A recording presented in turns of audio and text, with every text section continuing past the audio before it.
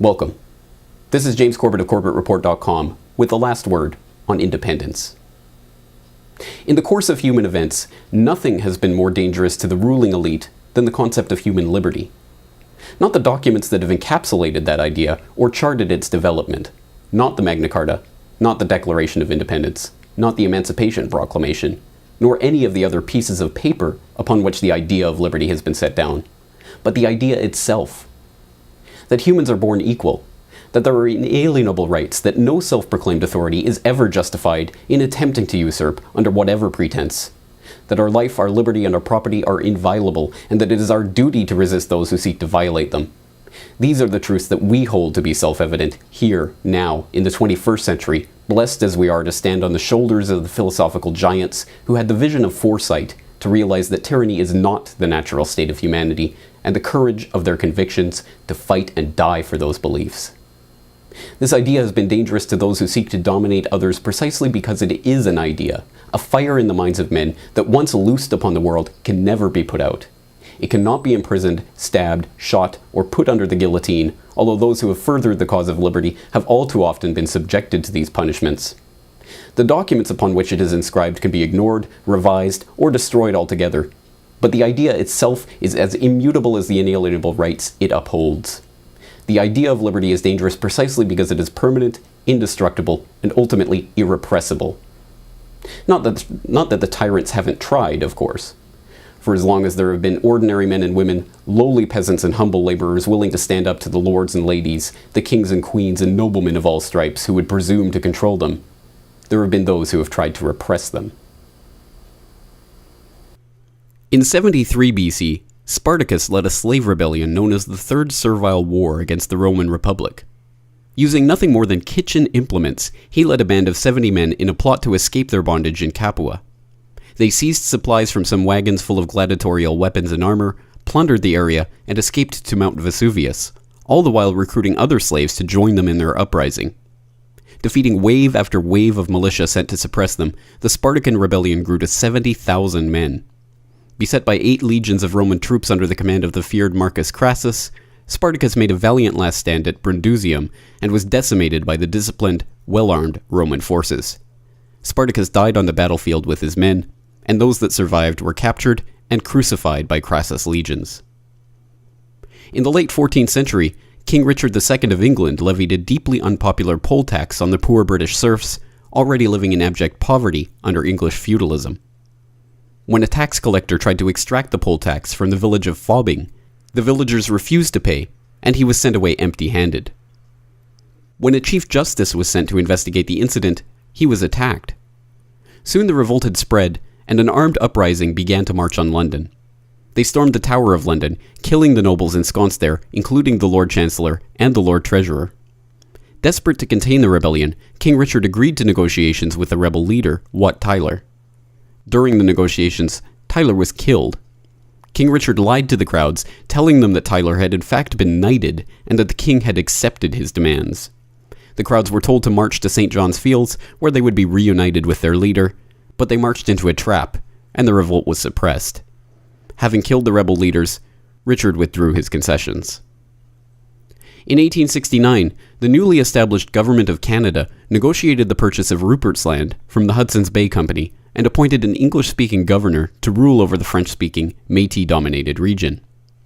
Louis Riel led an uprising of Métis known as the Red River Rebellion that led to a provisional government and the establishment of the province of Manitoba. As a condition of the entry of Manitoba into Confederation, the Riel-led rebellion drafted a list of rights for the people of the territory that established their right to their own legislature, the right to elect their own sheriffs, magistrates, constables, and other officials, the right to a full representation in the Canadian Parliament, and the right to all privileges and customs at the time of the transfer. Riel was banished to the US for his part in what the Government of Canada branded a treasonous act, and when he returned to lead a new rebellion in the 1880s, he was eventually captured and hung by the Canadian government. The annals of history suffer from no shortage of martyrs in the pursuit of human liberty. They have come from every race, every creed, every corner of the globe, and every walk of life. But they have all been united in a passion for freedom and a pursuit for those ideals which are anathema to the tyrants. that we are all equal, and that no official in whatever office, dressed in whatever uniform, or claiming to speak with whatever authority, can take away our right to life, liberty, or property. But the tyrants of the 21st century are not stupid, and it cannot be said that they suffer from the same delusions of their ideological forefathers, that the idea of human liberty can be suppressed by the barrel of a gun. Certainly there still are repressive regimes all throughout the world that do use the infrastructure of the police state to encroach further and further upon the rights of the people. But more insidious by far are the ways that modern information warfare are used to convince people that their slavery is in fact their freedom. That the answer to the problems created by centralized forms of control is in fact even further centralization of control, and that our independence finds its fullest expression in our dependence on these systems of control. In our modern context, we have watched as the world has been brought to the brink of economic collapse by the concerted attempts to subsume local sovereignty into regional, supranational governments and organizations. We've witnessed the destruction of national economies by groups of political pirates who have squandered away their own country's finances for their personal enrichment, and then run to the IMF for the privilege of selling their country into debt bondage to the financiers and vulture capitalists who are all too willing to buy up national infrastructure for pennies on the euro. We have watched as our so-called leaders have led us into the war after war without seeking declarations of war from our elected representatives, but based on ill-defined mandates of international bodies that we have not created and in which we have no say, like the UN and NATO. And in each case where these activities have left us more impoverished and more enslaved than before, we are told that the answer is to allow these same leaders and authorities even more power over our lives. The Europeans are arguing that the answer to the collapse of the euro is to strengthen the financial institution of the EU, including the creation of a European finance ministry with the power to intervene in the economies of individual member states.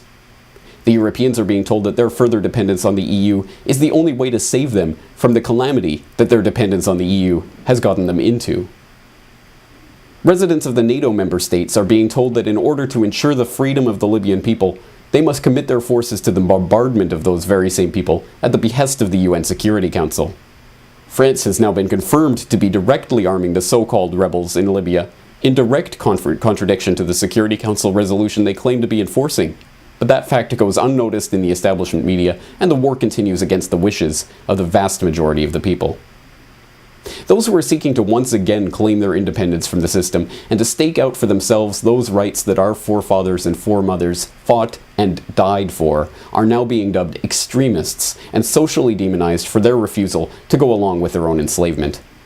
Those who grow their own gardens to free themselves from dependence on the big multinational food conglomerates are portrayed as wackos. Those who invest in precious metals against the devaluation of the debt-based, fractional reserve, derivative-backed, central bank-issued funny money that serves as the basis of our system of economic dependence are deemed kooks. Those who refuse to recognize the authority of the government to impose limits on their inalienable human rights to freedom from unlawful searches and seizures, and even freedom from violation of their own bodies, are branded dangerous subversives. And now, as another Independence Day comes and goes in the United States of America, and as we watch the political puppets of all stripes line up to pay lip service to the ideals of human freedom, it's time once again for the people the world over to ask themselves if they will stand with the ideals enshrined by Thomas Jefferson in the Declaration of Independence in 1776, that when a long train of abuses and usurpations pursuing invariably the same object evinces a design to reduce them under absolute despotism, it is their right, it is their duty to throw off such government and to provide new guards for their future security. Because in reality, our liberty is not a vague concept that we can reaffirm on occasion as it suits us. It is a choice that we make each and every day to live in independence or in slavery. Every day is Independence Day.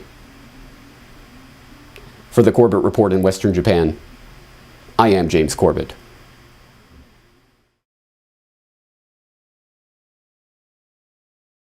Until next time, remember, you are powerful, you are beautiful, and you are free. And don't let these mofos stick you. Peace.